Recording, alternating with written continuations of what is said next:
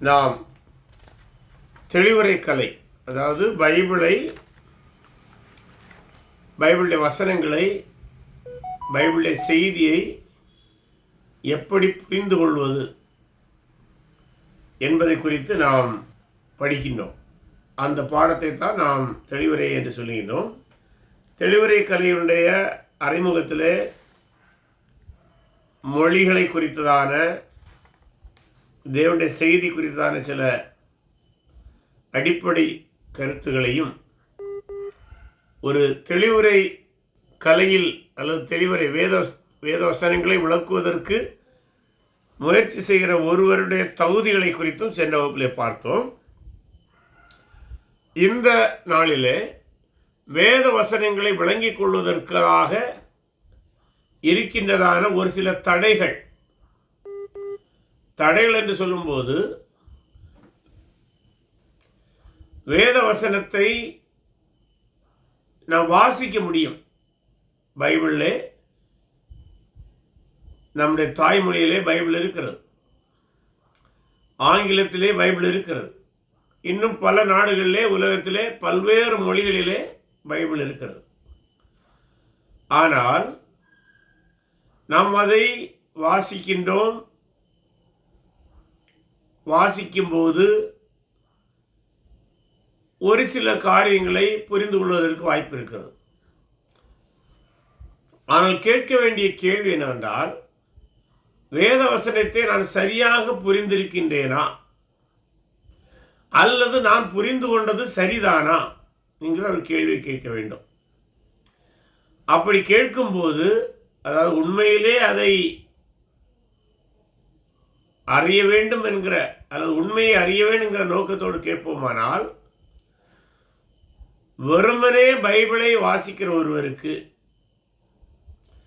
அவருடைய எந்த மொழியில் இருந்தாலும் சரி, வாசிக்கிற ஒருவருக்கு அதனுடைய செய்தி அவர் சரியாக புரிகிறாரா, அது 100% புரிகின்றாரா, முழுமையாக அதை சரியாய் புரிகின்றாரா என்றால் சற்று கேள்விக்குறிதான். ஏன் அப்படி புரிய முடியவில்லை? அப்படி புரிய முடியாததற்கு 4 அடிப்படை காரியங்கள் இருக்கின்றன. அந்த 4ஐயும் இந்த பாடத்திலே இடைவெளிகள் என்று சொல்வார்கள், கேப்ஸ் என்று சொல்வார்கள். கேப் என்றால்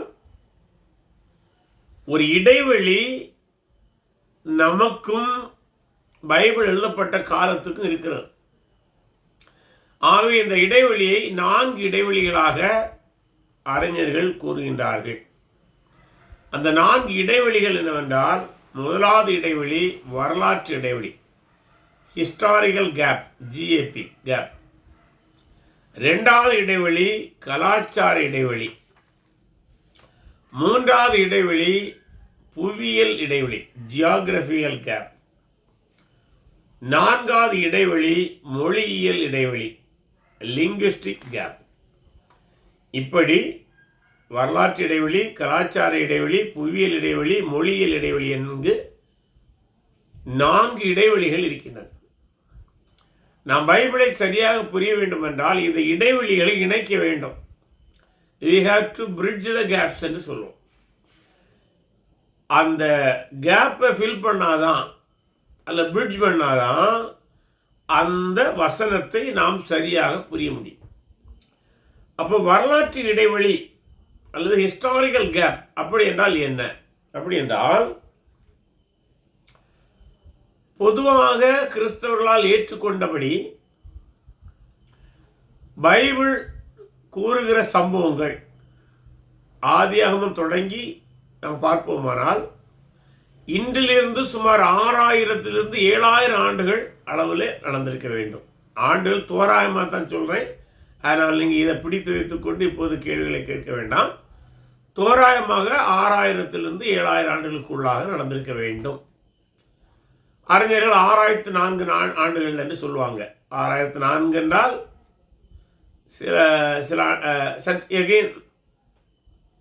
சற்று முன்பு இருக்கலாம். இந்த 6000 ஆண்டுகளுக்கு முன்புதான் ஆதியாகமத்தினுடைய சம்பவங்கள் நடந்தன.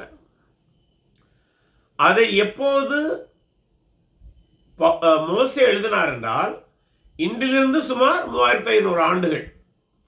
அதாவது பைபிளிலே ஆதியாகமத்திலே உள்ள சம்பவங்கள், நிகழ்வுகள் 6000 ஆண்டுகளுக்கு முன்பு இருந்தன. ஆனால் அதை எழுதிய போது அதற்கும் 2500 ஆண்டுகள் சென்ற பின்பு அதை எழுதினார். யார் எழுதினார்? மோசே எழுதினார்.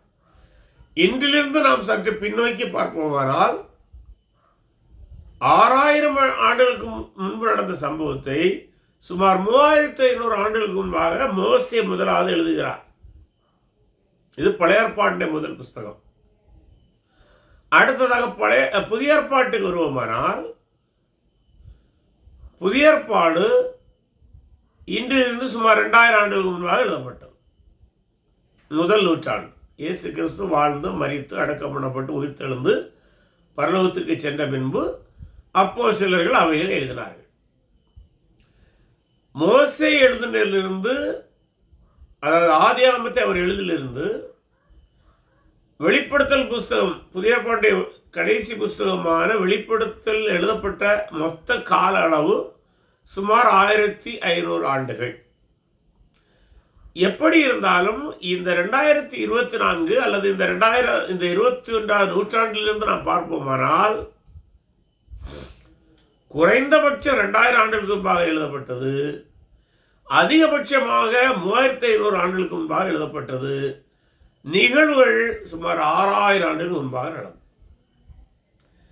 இப்படி நமக்கும் இந்த வேத வசனங்கள் எழுதப்பட்ட காலத்துக்கு இடையே வருகிற அந்த வரலாறு இருக்கிறது அல்லவா, அந்த குறைந்தபட்சம் 2000 ஆண்டு இடைவெளி, இந்த இடைவெளியைத்தான் நாம் வரலாற்று இடைவெளி என்று சொல்கின்றோம். இந்த வரலாற்று இடைவெளியை நாம் ஏன் அறிய வேண்டும் என்றால், அல்லது ஏன் இணைக்க வேண்டும் என்றால், பாருங்க, நாம் இன்றைக்கு உலகின் பல்வேறு நாடுகள் இருக்கின்றோம். ஆனால் 2000 ஆண்டுகளுக்கு முன்பாக இந்த சம்பவங்கள் இன்றைக்கு இருக்கிற இஸ்ரவேல் தேசத்திலே நடந்தது. இஸ்ரவேல் தேசத்தில் நடந்தது, அதனுடைய அருகாமையில் நடந்தது.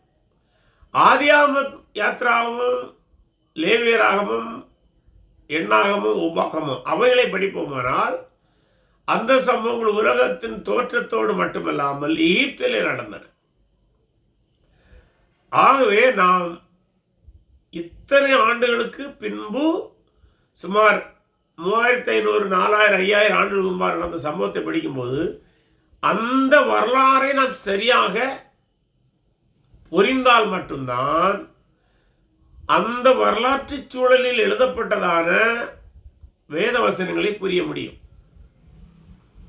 குறிப்பாக பழைய ஏற்பாட்டை புரிய வேண்டும் என்றால் வரலாற்றில் நடந்த எகிப்திய சாம்ராஜ்யத்தை குறித்து அறிய வேண்டும், அசீரிய சாம்ராஜ்யத்தின் வரலாறு அறிய வேண்டும், அதன் முன்பு பாபிலோனுடைய வரலாறு அறிய வேண்டும், பாபிலோனை வீழ்த்தி ஆட்சிக்கு வந்ததான மேதிய பர்சியாவை நாம் அறிய வேண்டும், மேதிய பர்சியாவை வீழ்த்தி ஆட்சிக்கு வந்த ரோம சாம்ராஜ்யத்தை அறிய வேண்டும். ரோம சாம்ராஜ்ய ஆட்சியின் போதுதான் இயேசு கிறிஸ்து பிறந்து வாழ்ந்து மரித்து அடக்கம் பண்ணப்பட்டு உயிர்த்தெழுந்தார். இந்த நிகழ்வுகளை எல்லாம் தான் பைபிளிலே, இந்த நிகழ்வுகளின் பின்னணியிலே ஆண்டவர் எப்படி தன்னுடைய மக்களுக்கு செய்தியை சொன்னார் என்று எழுதப்பட்டுள்ளது. ஆகவே இந்த வரலாற்று நிகழ்வுகளை நாம் அறியும் போது மட்டுமே அந்த வரலாற்றுக்கூடாக ஆண்டவர் எப்படி தன்னுடைய அப்போஸ்தலர்களுக்கும் பழைய ஏற்பாட்டில் தன்னுடைய தீர்க்கதரிசிகளுக்கும் செய்தியை சொன்னார் என்பதை புரிய முடியும். ஆகவே இந்த வரலாற்று சூழலை ஓரளவாவது நாம் அறியாமல் இருக்கும் பட்சத்தில் அந்த வரலாற்றில் ஆண்டவர் எப்படி தன்னுடைய செய்தியை அக்கால மக்களுக்கு சொன்னார் என்பதை நாம் சரியாக புரிவோம் என்பதற்கு எந்த விதமான உத்தரவாதமும் இல்லை. அப்படி வரலாற்று பின்னணியை, ஒவ்வொரு வசனத்துக்கும் ஒரு வரலாற்று பின்னணி உண்டு. அது தெரியுமா? ரொம்ப முக்கியமானது. இன்றைக்கு அநேகருக்கு அதெல்லாம் தெரியாது. Each and every verse of the Bible or every passage of the Bible and every book of the Bible has certain history. அந்த ஹிஸ்டரியை புரிஞ்சாதான் அந்த அதிகாரத்தை அல்லது அந்த நூலை அல்லது அந்த வசன பகுதியை அல்லது அந்த வசனத்தை விளக்க முடியும். ஆகவே வரலாற்று இடைவெளியை புரிந்து கொள்வதற்கு குறைந்தபட்சம் இஸ்ரவேல் தேசத்துடைய சரித்திரம் நமக்கு தெரியும். எகிப்திய சரித்திரம் எல்லாம் தெரிஞ்சால் நல்லது. ஆனால் இஸ்ரவேல் தேசத்துடைய சரித்திரத்தை ஓரளவு சரியாய் புரிவோமானால் நாம் உலக சரித்திரத்தையும் ஓரளவு புரிய முடியும், பைபிள் சரித்திரத்தையும் ஓரளவு புரிய முடியும். அதன் அடிப்படையிலே நாம் வசனத்தை விளக்கிக் கொள்ள, வசனத்துடைய உண்மையான செய்தியை புரிந்து கொள்ள முடியும். சரி, அடுத்ததான இரண்டாவது இடைவெளி கலாச்சார இடைவெளி, கல்ச்சரல் கேப். இந்த கல்ச்சரல் கேப்னா கலாச்சாரத்தை குறித்து எளிமையாக விளக்கம் கொடுப்பதென்றால், ஒரு மனிதன் வாழுகிற சமூகத்தினுடைய நடை உடை பாவனைகள் கலாச்சாரம் என்று சொல்வார்கள்.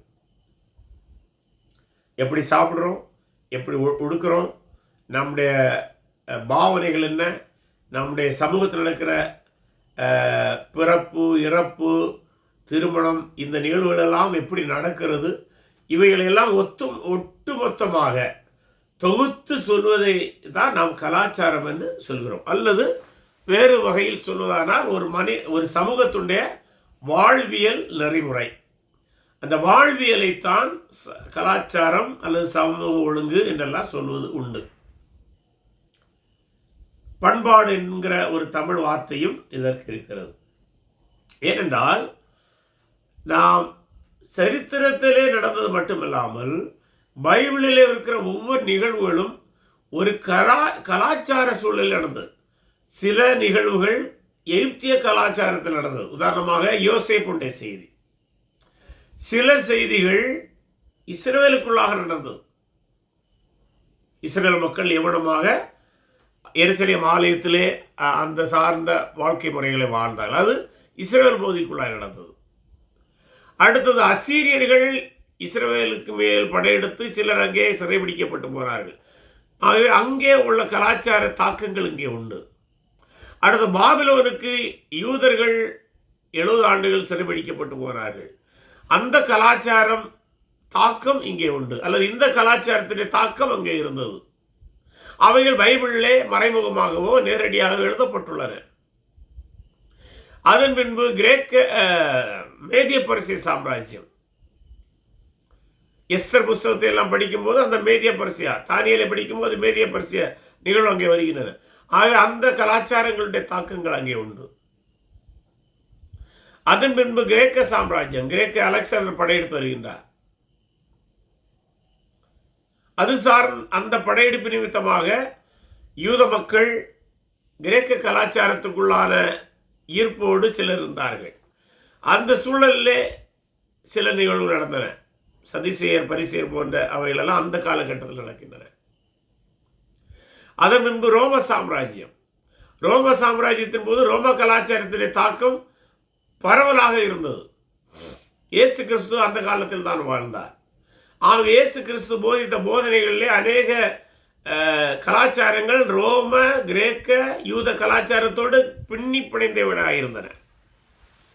ஆக இந்த சூழலிலே சொல்லப்பட்ட எழுதப்பட்ட வசனங்களை அல்லது நடந்த நிகழ்வுகளை, குறிப்பாக இயேசுடைய ஓமைகளை நாம் படிக்கும்போது இந்த கலாச்சார பின்னணியிலே உள்ள வார்த்தைகள் அங்கே இருக்கும், செய்திகள் அங்கே இருக்கும். அவளை புரிந்தால் மட்டும்தான் வசனத்தை புரிய முடியும்.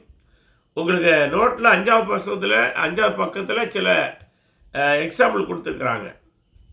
மரித்தவர்களுக்காய் ஞானஸ்நானம் 1 கொரிந்தியர் 15ஆம் அதிகாரம் 29ஆம் வசனம். கால்களை கழுவுவதில்லை, இயேசு கால்களை கழுவினார். யோவான் 13ஆம் அதிகாரத்தில் பதிவு செய்யப்பட்டுள்ளது. பரிசுத்த மத்தம் 1 தெசலோனிக்கர் 5:26 சொல்லப்பட்டுள்ளது. பெண்களுக்கான முக்காடு. இப்படி இது எக்ஸாம்பிள் தான். எக்கச்சக்க கலாச்சார நிகழ்வுகள் பைபிள் எல்லா வசன பகுதியிலும் இருக்கிறது. ஒவ்வொரு புஸ்தகத்துக்கும் கலாச்சார பின்னணி உண்டு. இவன் சில வசன பகுதிகளுக்கு குறிப்பிட்ட கலாச்சார பின்னணிகள் உண்டு. அதான் நாம் பார்த்தவனமாக மரித்தவர்களுக்காக ஞானஸ்நானம் போடுறது. இது கிறிஸ்தவ ஞானஸ்நானம் அல்ல. அதை எப்படி புரிந்து கொள்வது? அந்த கொரிந்திய சூழல், கொரிந்திய மக்களுடைய கலாச்சார பின்னணி அறிந்தால்தான் அந்த ஞானஸ்நானத்தை புரிய முடியும். அந்த ஞானஸ்நானம் கிறிஸ்தவ ஞானஸ்நானம் அல்ல. அது புற இனத்தோர் மத்தியில் இருந்ததான ஒரு விதமான ஞானஸ்நான முறை. அதை புரிய வேண்டுமென்றால் அந்த கலாச்சாரத்தை புரிந்திருக்க வேண்டும். இந்த கலாச்சாரத்தை பற்றி படிக்கும்போது ஒரு அப்ஜெக்ஷன், சிலர் ஒரு கருத்தை சொல்லுவாங்க. எது கருத்து? அது என்னன்னா, பைபிள் ஒரு கலாச்சார பின்னணியில் எழுதப்பட்டபடினாலே அது அந்த கலாச்சாரத்துக்கு தான் பொருந்தும், நம்ம கலாச்சாரத்துக்கு பொருந்தாது, அல்லது வேறு நாட்டுடைய கலாச்சாரங்களுக்கு பொருந்தாதுங்கிற ஒரு வாதத்தை வைப்பார். ஆனால் அந்த வாதம் சரியானது அல்ல.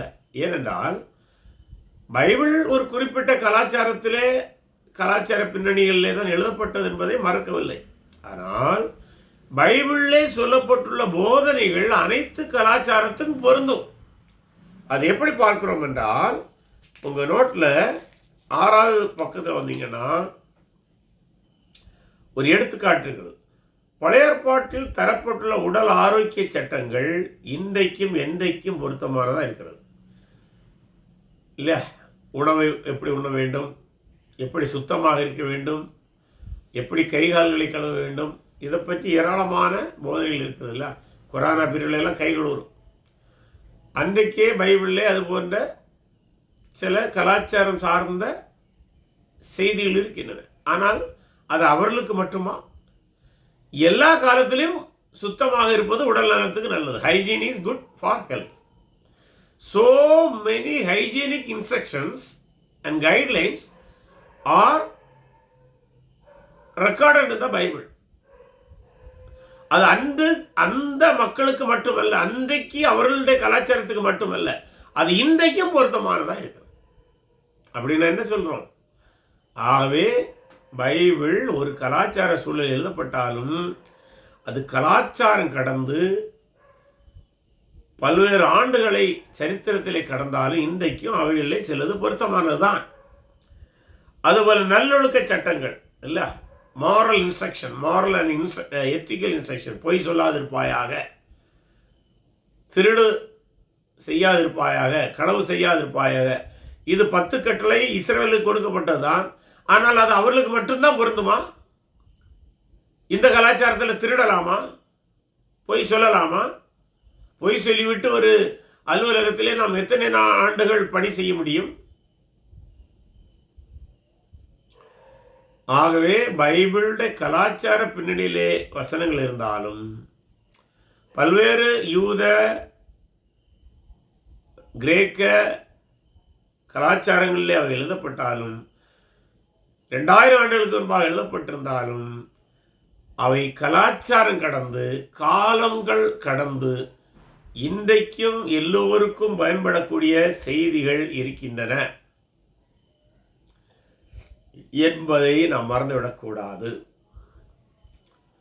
ஏனென்றால் அந்த கலாச்சாரத்தினூடாக தேவன் தன்னுடைய செய்தியை பதிவு செய்கிறார். ஆகவே அந்த கலாச்சாரத்துக்கு ஊடாகவும் அந்த கலாச்சாரம் கடந்தும் அதில் என்ன செய்தி இருக்கிறது, அந்த தேவ செய்தி அன்றைய மக்களுக்கு எப்படி பயன்பட்டது, இன்றைக்கு எனக்கு எப்படி பயன்படுகிறது என்பதை நாம் புரிந்து கொள்ள வேண்டும். இப்படி கலாச்சாரத்தை நாம் புரிந்து கொள்ள வேண்டும். அது வேத வசனங்களுடைய அநேக பகுதிகளை புரிந்து கொள்வதற்கு நமக்கு உதவி செய்யும். 3வது இடைவெளி, புவியியல் இடைவெளி, ஜியாகிரபிக்கல் கேப். ஜியாகிரபிக்கல் கேப் என்றால், உலகத்திலே பைபிள் இன்றைக்கு இல்லாத நாடுகள் என்று எதையும் சொல்ல முடியாது. நேரடியாகவும் மறைமுகமாக எல்லா நாடுகளிலும் பைபிளும் இருக்கும், கிறிஸ்தவர்களும் இருப்பார்கள். ஒருவேளை புஸ்தகமாக பைபிள் இல்லை என்றால் கூட இன்றைக்கு இன்டர்நெட் போன்ற ஊடகங்கள் மூலம் பைபிளை வாசிக்க முடியும். ஆனால் உதாரணமாக இன்றைக்கு இந்தியாவிலே நான் இருக்கின்றேன். இந்தியாவிலே நான் இருந்து கொண்டு இஸ்ரேல் நடந்த சம்பவங்களை படிக்கின்றேன். இஸ்ரேலுடைய நிலப்பகுதி எனக்கு தெரியாது. இஸ்ரேலில் மலை எங்கே இருக்கிறது, கடல் எங்கே இருக்கிறது, நம்ம மேப்பில் பார்க்குறோம், அது வேற. நிஜத்தில் நம்ம பார்த்தது கிடையாது. அநேகர் பார்த்துருக்க மாட்டீங்க. உங்களில் பார்க்குறவங்களில் நீங்கள் சிலர் பார்த்துருப்பீங்க. அதுக்காக ஆண்டவருக்கு நாம் நன்றி செலுத்த வேண்டும். ஆனால் பார்க்காத பலரும் பைபிளை படிக்கிறாங்க இல்ல.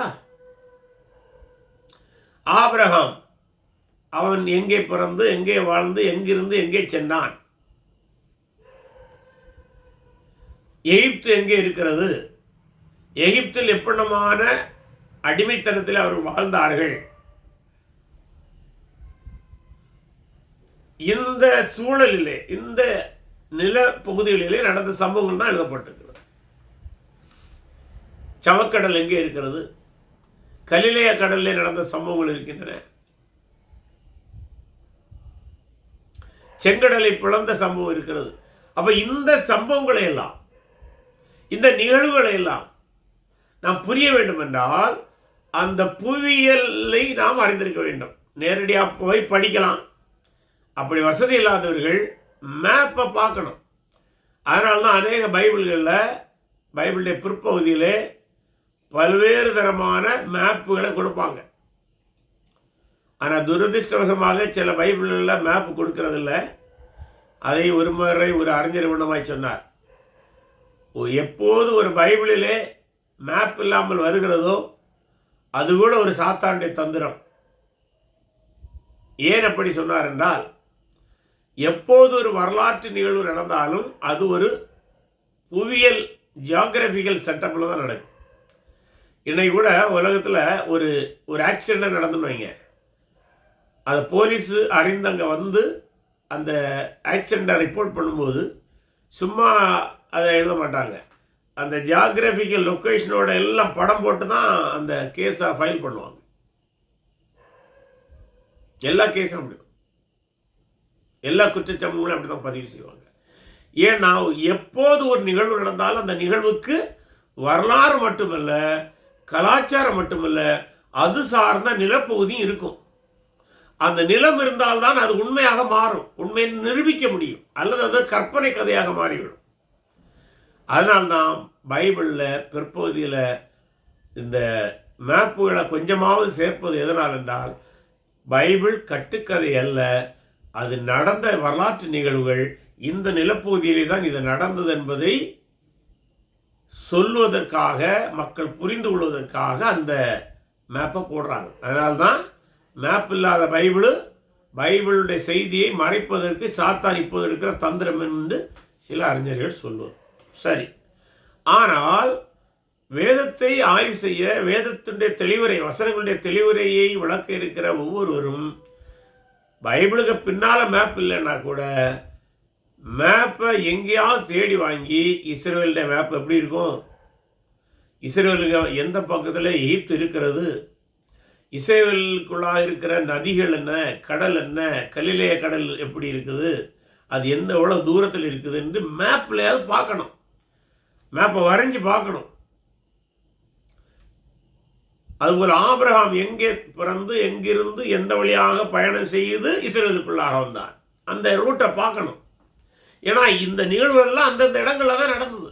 அப்போ தான் இந்த இடத்த நம்ம கரெக்டாக, இந்த இடத்துல இது நடந்திருக்குது என்று விஷுவலைஸ் பண்ணுவது மட்டுமல்ல, காட்சிப்படுத்தி பார்ப்பது மட்டுமல்ல, அந்த செய்தியை சரியாக இன்னும் புரிய முடியும். இல்லையா? செங்கடல் பிளந்தது என்று சொல்வதை விட செங்கடல் எந்த இடத்துல பிளந்திருக்கலாம் என்று சொல்லும்போது இன்னும் விசுவாசம் கூடும்.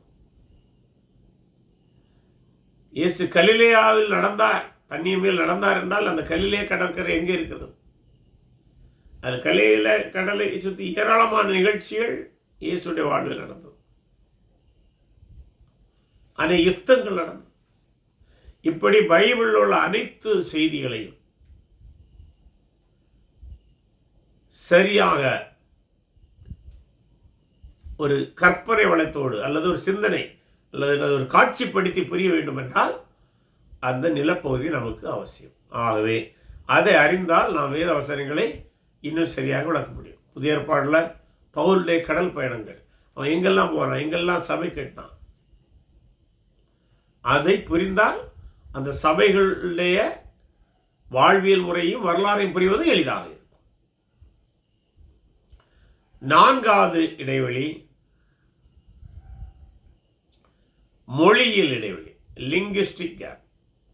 லிங்குஸ்டிக் கேப்னா நம்ம ஏற்கனவே பார்த்தோம்னா பைபிள் பல்வேறு மொழிகளில் மொழிபெயர்க்கப்பட்டு இந்த உலகத்துடைய முக்கியமான அனைத்து மொழிகளிலேயும் கிடைக்கின்றது, அல்லது பெரும்பான்மையான மொழிகளிலே கிடைக்கிறது. ஆனால் எல்லோருக்கும் பைபிள் எழுதப்பட்ட மொழி எவை என்று கூட தெரியாது. ஆனால் நாம் படிப்போமானால் நமக்கு தெரியும். பழைய ஏற்பாடு எபிரேய மொழியில் எழுதப்பட்டது. பழைய ஏற்பாடிலே ஒரு சில பகுதிகள், எஸ்தரில் ஒரு சில பகுதிகள், தானியேலில் ஒரு சில பகுதிகள் அராமிய மொழியில் எழுதப்பட்டது. அராமிக் என்று ஆங்கிலத்தில் சொல்வார்கள், தமிழில் அராமியம் என்று சொல்வார்கள். புதிய ஏற்பாடு கிரேக்க மொழியில் எழுதப்பட்டது, கொயினே கிரேக். சரியாக சொல்வதானால் Koine Greek, not modern Greek. Koine Greek என்கிறதான முதல் நூற்றாண்டில் இருந்ததான ஒரு அதிக புழக்கத்தில் இருந்ததான ஒரு லிங்குவா ஃப்ராங்கான்னு சொல்கிற கிரீக் மொழியில் எழுதினார்கள். இப்படி பொதுவாக கேட்டால் நம்ம சொல்லுவோம் பழைய ஏற்பாடு ஹீப்ரூவில் தவறில்ல, புதிய ஏற்பாடு கிரீக்கில்னு சொல்லுவோம். ஆனால் அதை பகுத்து சொல்வதானால் பழைய ஏற்பாடில் பெரும்பகுதிகள் எபிரேய மொழி, அராமிய மொழியிலே ஒரு சில பகுதிகள், புதிய ஏற்பாடு கிரீக் மொழியிலே, அதாவது கொயினே கிரீக்கில் எழுதப்பட்டதுன்னு நமக்கு தெரியும். ஆனால் அந்த மொழியில் எழுதப்பட்ட செய்தியை நாம் இன்று நம்முடைய நாட்டிலே தமிழிலோ ஆங்கிலத்திலோ மலையாளத்திலோ ஹிந்தியிலோ சமஸ்கிருதத்திலோ படிக்கிறோம், அல்லது அரபி மொழியிலே படிக்கலாம். ஆனால் ஒவ்வொரு மொழிக்கும் சில நுட்பமான வேறுபாடுகள் உண்டு. உதாரணத்தை சொல்வதாக இருந்தால் வணக்கம் என்று நாம் தமிழிலே சொல்கிறோம். வணக்கம் என்கிற சொல்லை நாம் கேட்கும் போதே நமக்கு என்ன புரியும்? வணக்கம் என்றால் இப்படி புரியும், இதுதான் சரியானது. இதை நாம் சரியாக இந்த பொருள் வரும்படி மொழிபெயர்க்க முடியாது. வணக்கத்தை வேணும்னா ஹி செட் குட் மார்னிங்னு நம்ம சொல்லுவோம், மொழிபெயர்க்கலாம். ஆனால் குட் மார்னிங் என்றால் இப்படி என்று பொருள் அல்ல. பாருங்க அந்த வித்தியாசத்தை பாருங்க. ஆர் நம்ம என்ன சொல்லுவோம்? He wished him or he welcomed him எல்லாம் சொல்லுவோம். ஆனால் வெல்கம்டு சொன்னாலும் இப்படி பொருள் கொள்ள மாட்டார் ஒரு வெள்ளைக்காரர், தமிழ் தெரியாதவர். ஆகிய வணக்கம் என்றால் இப்படி கைகூப்பி நிற்பதுதான் வணக்கம். இதை அனைத்து இந்த வணக்கம் என்று சொல்லும்போது கைகூப்புவது என்கிறதை ஒரே வார்த்தையில் மொழிபெயர்ப்பதற்கு எந்த மொழியிலும் வார்த்தை இல்லை. இதே போலதான் பைபிள் எழுதப்பட்ட போதும் எபிரேய மொழியிலிருந்து மொழிபெயர்க்கும் போது அல்லது கிரேக்க மொழியிலிருந்து மொழிபெயர்க்கும் போது அந்த மொழிகளிலே எழுதப்பட்ட வார்த்தைகளை அப்படியே அதனுடைய கருப்பொருள் உருப்பொருள் எதுவும் மாறாமல், அல்ல உட்கருத்து மாறாமல், அதனுடைய இறையியல் செய்தி மாறாமல் மொழிபெயர்க்க முயன்றார்கள் அறிஞர்கள். ஆனால் எவ்வளவுதான் முயன்றாலும், எவ்வளவுதான் திறமையான மொழிபெயர்ப்புகளாக இருந்தாலும் சில வார்த்தைகளுடைய நுட்பமான கருத்துக்களை அந்த மொழியில் இருப்பது போல அப்படியே பிற மொழிகளுக்கு கொண்டு வர முடியாது. அப்படி கொண்டு வராத பட்சத்தில் அந்த செய்தியை நாம் சரியாக புரிந்து கொள்வதற்கு சிரமமாயிருக்கும். சரி, அப்படியானால் அதை எப்படி புரிவது? அதற்குத்தான் விளக்க உரைகள் சில அறிஞர்கள் மொழியியல் அடிப்படையில் கொடுப்பாங்க. அவைகளை வாங்கி படிக்கலாம், தவறு ஒன்றும் இல்லை. முடியுமானால் கிரேக்க மொழி எபிரேய மொழிகளை படிப்பதற்கு வாய்ப்பு இருக்குமானால் அவைகளையும் படிக்கலாம். ஆனால் படிக்க முடியாமல் இருந்தாலும் அந்த மொழிகளின் அடிப்படையில் கொடுக்கப்பட்டுள்ள நல்ல விளக்க உரைகளின் அடிப்படையில் வசனங்களை புரிய முடியும். இப்படி வரலாற்று இடைவெளி, கலாச்சார இடைவெளி, புவியியல் இடைவெளி, மொழியியல் இடைவெளி, இந்த 4 இடைவெளிகளையும் மிக கவனமாக ஆய்வு செய்து நமக்கும் அவர்களுக்குள்ள வேறுபாடுகள் என்ன, அந்த வேறுபாடுகளின் ஊடாக அந்த செய்தி சொல்லப்பட்டிருந்தாலும் அது இன்றைக்கு எனக்கு எவ்வளமான செய்தியாக இருக்கிறது என்பதை புரிந்து தீர்மானிக்கும் போதுதான் வேத வசனங்களிலே தேவன் என்ன நோக்கத்தோடு என்ன செய்தியை அந்த மக்களுக்கு கொடுத்தாரோ அந்த செய்தி இந்த காலத்தில் எனக்கு எப்படி தேவனுடைய செய்தியாக இருக்கிறது, அந்த செய்தியின் அடிப்படையிலே நான் எப்படி புரிந்து கொண்டு வாழ்வது, எப்படி தேவனுக்கு பயனுடையவனாக இருப்பது என்பதை நாம் புரிந்து கொள்ள வேண்டும் என்றால் இந்த இடைவெளிகளை ஃபில் பண்ண வேண்டும். we have to bridge the gap. இந்த இடைவெளியை நிரப்புவோமானால், அல்ல இடைவெளிக்கு இடையே பாலம் கட்டி அந்த கலாச்சார பின்னணியிலே நாம் சிந்தித்து, அந்த வரலாற்று சூழலிலே சிந்தித்து, அந்த மொழியின் அடிப்படையில் அவளை புரிந்து, அங்கு நடந்த நிகழ்வுகளை நம் வாழ்விலே கொண்டு வரும்போது அந்த செய்தியை நாம் எந்தவித தவறும் இல்லாமல் புரியும். ஸோ இன்றைக்கு இத்தோடு நாம் நிறுத்திக்கொள்வோம். அடுத்த வகுப்பிலே நாம் அடுத்த பைபிள் பொருள் தெளிவுரையின் நோக்கம் தொடங்கி வேறு சில காரியங்களை நாம் படிக்கலாம். இப்போது இது சார்ந்து உங்களுடைய கேள்விகள் எதுவாகிலும் இருக்குமானால் நீங்கள் கேட்கலாம். அந்த லிங்குஸ்டிக் கேப் சொன்னீங்கல்ல, மொழிகள் இடையே. இப்போ இதுல மேஜர், அதாவது பெரிய உபதேசம் ஏதாவது இதனால நம்மளுக்கு டிஸ்டர்ப் ஆயிருக்கா? இல்ல பெரிய உபதேசம் இல்ல, அதெல்லாம் அந்த அளவுக்கு பெரிய உபதேசங்கள் எல்லாம் டிஸ்டர்ப் ஆகாம அறிஞர்கள் அதுக்கு விளக்கிட்டாங்க. ஆனா சில துர்போதனை சபைகள் மொழியை வைத்து கூட தவறான விளக்கத்தை கொடுப்பதற்கு முயற்சிப்பது உண்டு. அப்படிப்பட்ட சூழ்நிலைகளிலே நாம் சிறந்த மொழி அடிப்படையில், அதாவது கமெண்ட்ரிஸில் நம்ம அதாவது பைபிள் விளக்க உரைகளை நீங்கள் வகைப்படுத்துவீங்கன்னா, சரித்திரத்தை முக்கியப்படுத்தி எழுதக்கூடிய கமெண்ட்ரிஸ் உண்டு. அவங்க ஃபோக்கஸ் ஹிஸ்டரியில் இருக்கும். கலாச்சாரத்தை மையப்படுத்தி அல்லது அதுக்குரிய முக்கியத்துவத்தை கொடுத்து விளக்குகிற தனி கமெண்ட்ரிஸ் உண்டு. அவங்க ஃபோக்கஸ் ஹிஸ்டரியை விட கலாச்சாரத்தில் அதிகமாக செலுத்துவாங்க. அதுபோல சில கமெண்ட்ரிஸு ஹிஸ்டரி கலாச்சாரத்தை எல்லாம் லைட்டாக டச் பண்ணாலும் அவங்களுக்கு ஃபுல் ஃபோக்கஸ் லாங்குவேஜில் இருக்கும். அப்போது அந்த லாங்குவேஜ் கமெண்ட்ரிஸை படிக்கும்போது துர்போதனை சபைகள் எங்கெல்லாம் வசனத்தை புரட்டுறாங்களோ நம்ம சரியாக புரிய முடியும். உதாரணத்துக்கு யோவான் 1:1 ஆதியிலே வார்த்தை இருந்தது, அந்த வார்த்தை தேவனிடத்தில் இருந்தது, அந்த வார்த்தை தேவனாக இருந்தது என்பதுதான் வசனம். இதை சில துருச்சபையார் அதில் ஒரு கிராமட்டிக்கல் இதை போட்டிருப்பாங்க. எப்படி போட்டிருப்பாங்கன்னா, in the beginning there was God, the God was with God, with a God, அப்படி இதை போட்டிருப்பாங்கன்னு நினைக்கிறேன். ஸோ அந்த ஏங்கிற ஒரு வேர்டை சேர்த்துலாம் இல்லையா, இந்த வேர்டு வாஸ் ஏ கார்டுன்னு வரும் ஃபைனலி. சரி, ஏ கார்டுன்னா நீங்கள் நம்ம இங்கிலீஷ் வருஷன்லாம் அது இருக்காது. இப்போ கேள்வி என்னன்னா, the word was காடா, the word was ஏ காடா? அப்போ இந்த குழப்பத்தை சரிப்படுத்தணும்னா நம்ம கிரீக்கில் போய் கிரீக்க மொழியை படித்தா மட்டும் போதாது, கிரீக்குடைய அத்தனை இலக்கணத்தையும் படித்து அந்த இலக்கணத்தை எப்படி இந்த வசனத்தில் அப்ளை பண்ணதும் அது எப்படி தியாலஜிக்கல் பிரச்சனை இல்லாமல் பண்ணுறோன்னு படிக்கணும். என்னன்னா, மேலோட்டமாக பார்த்தா அந்த வசன பகுதியில் ஏ காடுன்னு போடலாம், அதுதான் ஜெகோவா விட்னஸ் சொல்கிறது. ஆனால் அது நல்லா புரிஞ்சுங்க, நான் மேலோட்டமானு சொன்னேன். ஆனால் நுட்பமாக கிரேக்க மொழியுடைய இலக்கணத்தை சரியாய் படித்தால் ஏற்கனவே சொல்லப்பட்ட ஒன்றை ஏ போட்டு சொல்லக்கூடாது, தே போட்டு தான் சொல்லணும். இல்லை, நம்ம இங்கிலீஷில் கூட ஏன் ஆப்பிள்னு சொல்லுவோம், அடுத்தது அந்த ஆப்பிளை சொல்லும்போது தே ஆப்பிள் தான் சொல்லணும். இப்படி ஒவ்வொரு மொழிக்கும் சில இலக்கண சிறப்பு தன்மைகள் உண்டு. இந்த சிறப்பு தன்மையை விட்டு விட்டு மேலோட்டமாக ஜெகோவா விட்னஸ் பைபிளை புரட்டி வச்சிருக்கிறாங்க. ஸோ இவைகளை புரிந்து கொள்வதற்கு இந்த லாங்குவேஜ் நமக்கு பதிவு செய்யும். ஆனால் நமக்கு அதான் அந்த நல்ல லாங்குவேஜ் கமெண்ட்ரிஸை படிக்கும்போது அந்த விளக்கங்களை கொடுத்துருப்பாங்க.